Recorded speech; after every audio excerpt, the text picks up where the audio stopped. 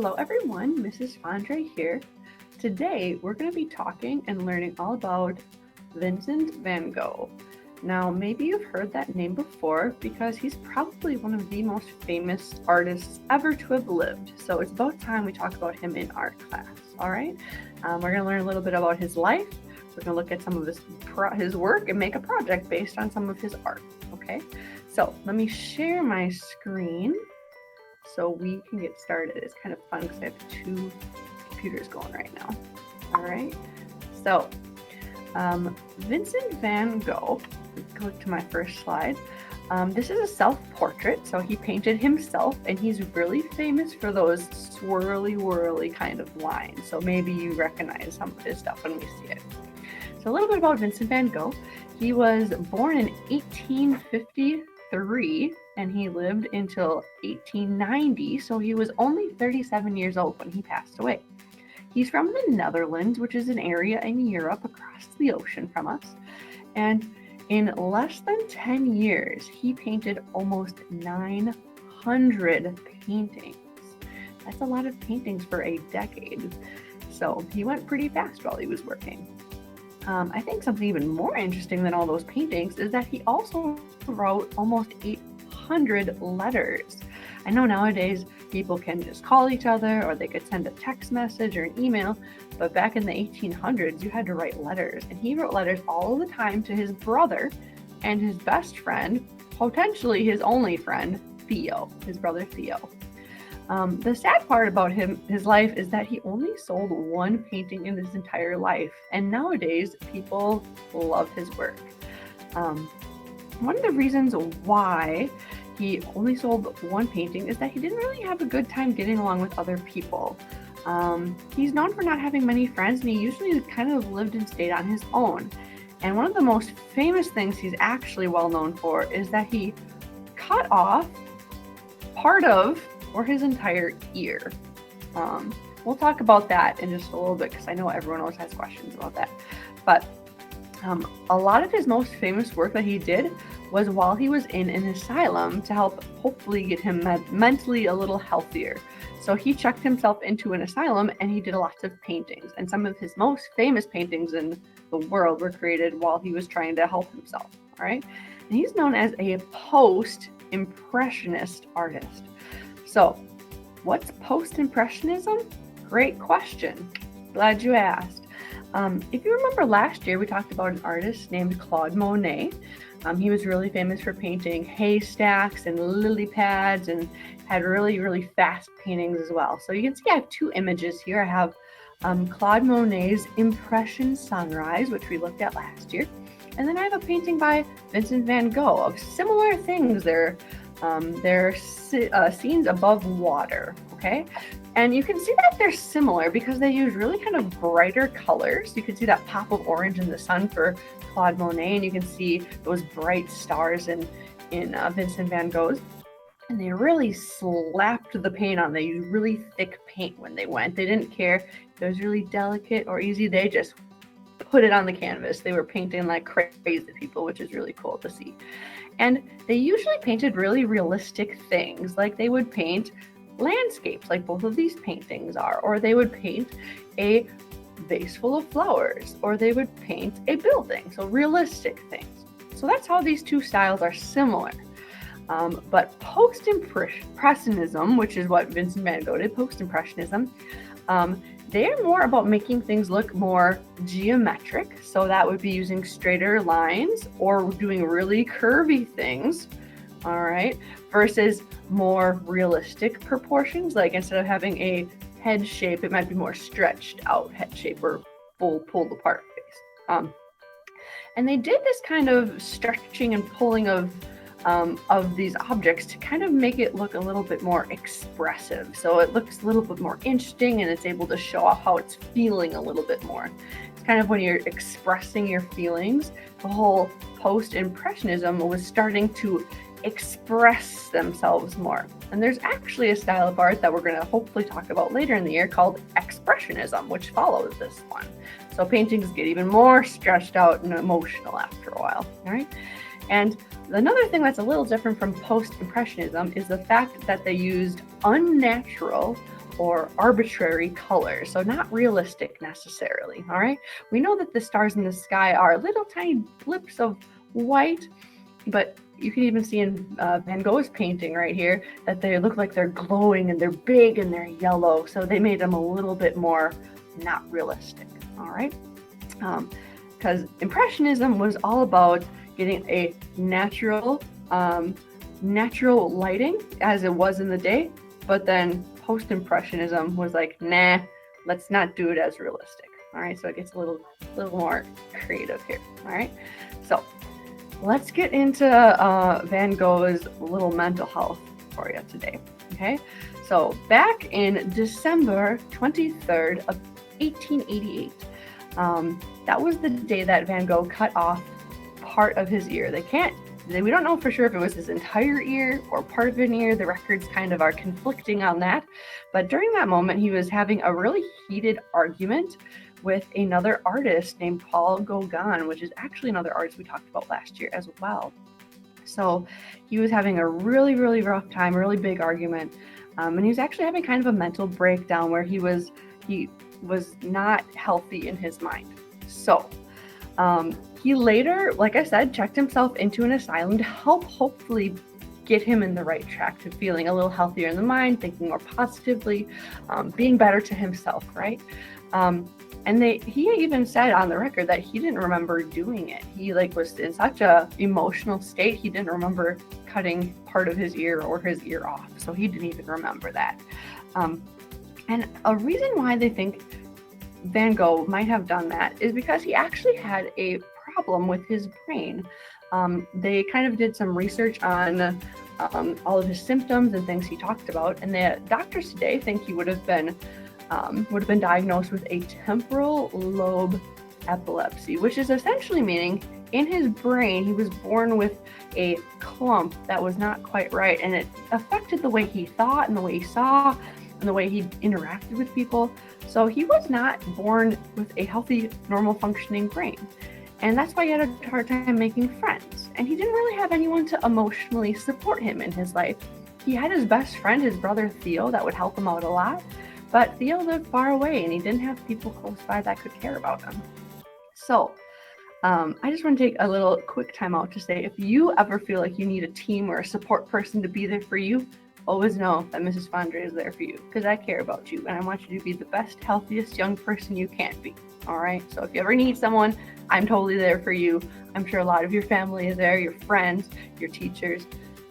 You got a team. You got someone you can count on. Okay. So like I said, Van Gogh didn't really have that. And actually a few years after this ear incident, he was shot and he died of an infection. And some people think he shot himself, and some people thought he was accidentally shot while he was out painting. They never found a weapon, so we really can't confirm or deny how or what happened, but he passed away from a gunshot wound, which is kind of sad. So he lived kind of a sad life. He just wanted to paint these beautiful, colorful things in this kind of dark mind that he had. He was troubled, and he wanted to make it better through his paintings, but wasn't really appreciated during his time. And now we look back and think, wow, he made some amazing things. And here are just a few of his beautiful, beautiful paintings that he made. And a lot of these were actually made while he was in his asylum trying to work on his mental health. So you can see all of them have a lot of things in common with the short little brush strokes and the swirls, and they just are bright colors. So for someone that was pretty sad and kind of on his own all the time, he tried to capture some joy and some light in his work, which is, I think, probably was good for him to do. All right. So the one painting that I know you probably recognize, one of the world famous paintings from Van Gogh, is this beautiful one, and it's called A Starry Night. All right. It's kind of interesting that this painting is only 2 by 3 feet big, so it's maybe about this big, not super ginormous, okay? But it was actually donated to the New York Museum, so you can go see it if you go to New York. And a lot of people think that this is his most expensive painting that ever was created, that someone bought later after he passed away, but that is not actually true. I want to show you the painting that was the most expensive that was sold from Vincent Van Gogh. And it is a portrait of his doctor, portrait of Dr. Gachet from 1890. And it sold in 1990 for $82.5 million. And if you do the math with how much the dollar is worth today, that's closer to $161 million and 400,000. I said that in the wrong order, but it's worth almost double that amount today, which is pretty crazy. All right. So with that being said, that's a little bit about Van Gogh and kind of his story.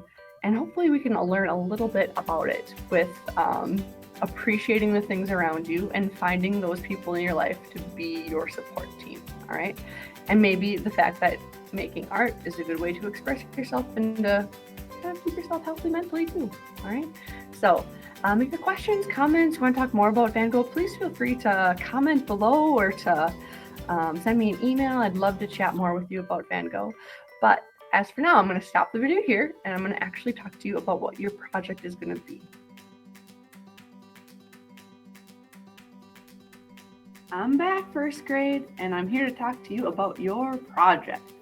Now, in case you don't remember from the presentation, we're going to be doing one of Van Gogh's cypress trees. That's a fancy name for a tree. So let me share my screen with you so you know what I'm talking about in case you can't quite remember what it looks like.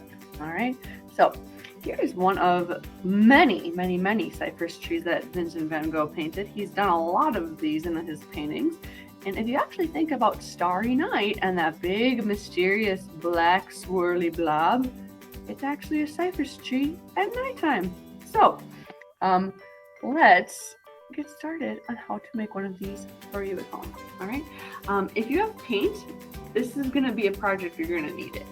If you don't remember seeing the paint video I posted last week for our line project, there's a video there, but I'll probably send you a link again if you want to make your own paint at home. Otherwise, you can make do this week with crayons, color pencils, probably not markers because they get a little sticky and heavy and you can't mix those as well together. All right. So let me talk you through drawing one of these cypress trees. It's kind of fun word, cypress trees. All right. So you're going to want a piece of paper today because a cypress tree is really tall and really skinny. You're going to want a really tall and a really skinny piece of paper. All right. So from here, you're going to need a pencil to just draw where we're going to put our cypress tree. All right. So I'm going to start. It's funny because I'm drawing this upside down because my camera's upside down. So I'm going to start from the top and doing kind of a squiggly wiggly line that kind of goes out here and back in. I'm going to start at the top again and I'm going to go from that point and kind of get bigger and bigger and bigger. It's kind of like a wiggly teardrop kind of shape, which is kind of the fun part about this. Right now, it's not a tree, so let's give it a little tree stump. Whoop, whoop. Okay, remember it's a little bit bigger when we go to the bottom if you're really thinking about it. And we're going to actually draw a line behind our tree. All right, so that's so our tree's on the ground, right? We don't want it flying off into the air. All right, from here, we're going to get painting. All right, it's going to be kind of fun. The colors you're going to need are white, blue, green, and yellow. All right, so we're actually going to start this painting off a little differently. We're going to get the biggest brush you have, or you could even almost use a finger if you needed it. And we're going to paint over everything with white. And the reason we're doing that is we're going to want a lot of the lighter colors. So why not start off with a lighter paint on the bottom? This is actually called an underpainting. It's kind of a fun thing to think about. We painted under our painting. And because we did it with pencil, you should be able to see the pencil underneath. If you can't, spread that paint out thinner. All right. And you can kind of see where you're painting based on how shiny your paper is. All right. If you don't have paint, you can just start coloring this in with marker. So have fun with the marker life. But for my mixers of paint today, let me show you how we're going to start this. Don't forget the middle of your tree. All right. You can see my paintbrush got a little dirty there, but we'll paint over it. It's all good. All right. So now that we've got our underpainting done, our next step is going to be the ground, because the ground is kind of this yellowish greenish color.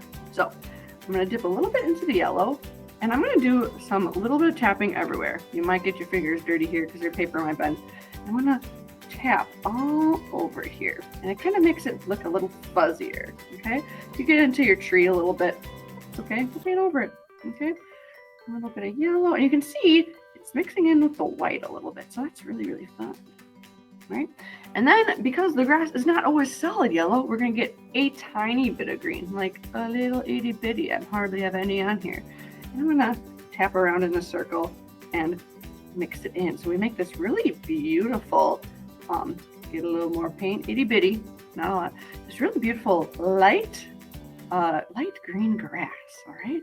Because it's mixing into yellow, making kind of a yellow green. And it's also mixing into that white we first painted down. So it's got this beautiful kind of color going on, and it looks fluffy and fuzzy, just like Van Gogh would have liked. All right. From here, your fingers might get stuck. That's okay. From here, we're going to do our tree, which is more of a darker green, and we're going to actually mix in some blue too. So our tree is going to be where we get these wigglies going on. We're going to go wiggle, wiggle, wiggle all the way up with this. And it's okay to see your brush stroking there because it adds some of that swirly whirly stuff going on here.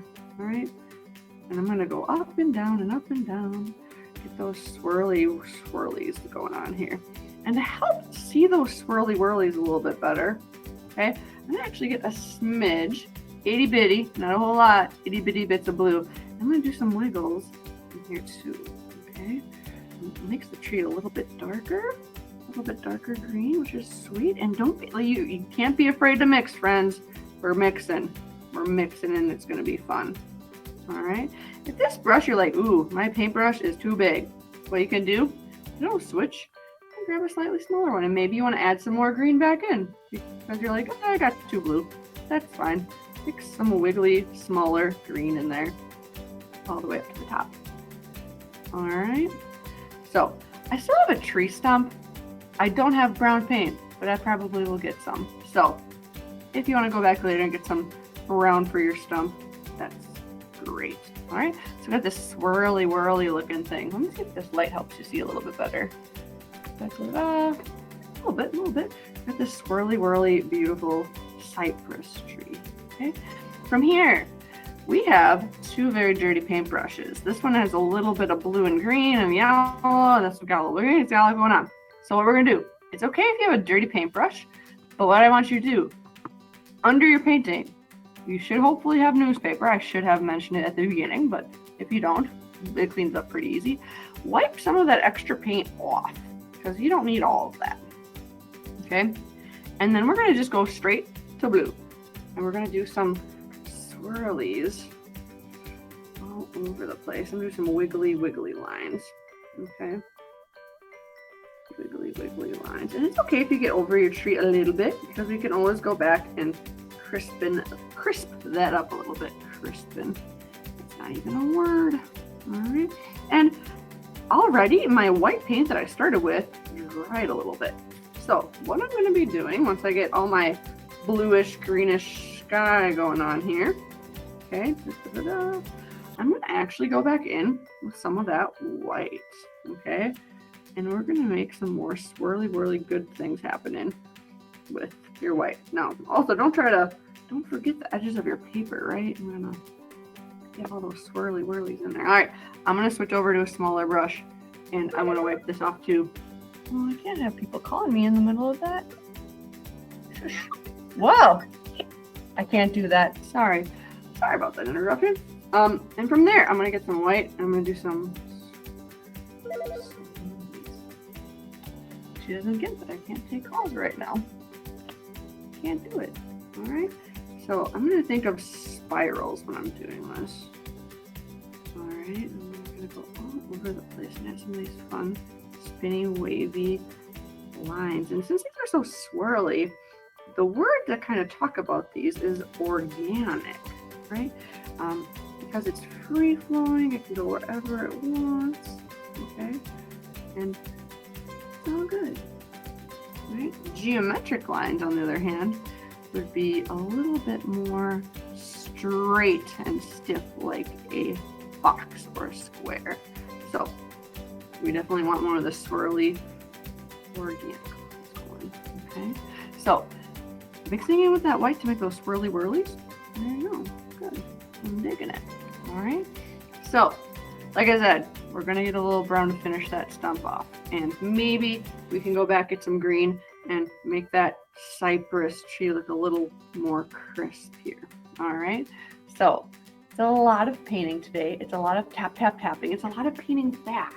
And I know we're not used to painting fast, and mixing colors is kind of a fun thing to do too, because we don't always mix colors. But today you get to play with mixing colors and messing around a little bit with how colors work, all right? If you have any questions, comments, concerns, please feel free to write a comment to me or send me an email so I can help you out the best I can. And I'd love to see these projects. So if you could please submit them into the Seesaw classroom so I can see all these beautiful trees, I would love it. All right. So hopefully see these soon and stay creative.